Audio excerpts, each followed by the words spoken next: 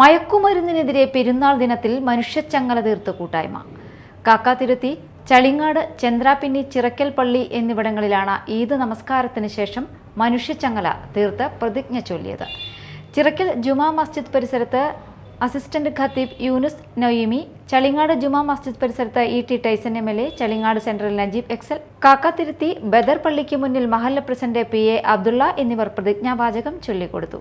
കയ്പമംഗലം പഞ്ചായത്ത് ജനപ്രതിനിധികളായ Devikadasan, PA Shajahan, PA Ishaq, PH Abdulla, Shefeeq Sinan, MS Sujith, Jinoob Abdurahman, Kaipamangalam SI Vincent തുടങ്ങിയവർ പങ്കെടുത്തു.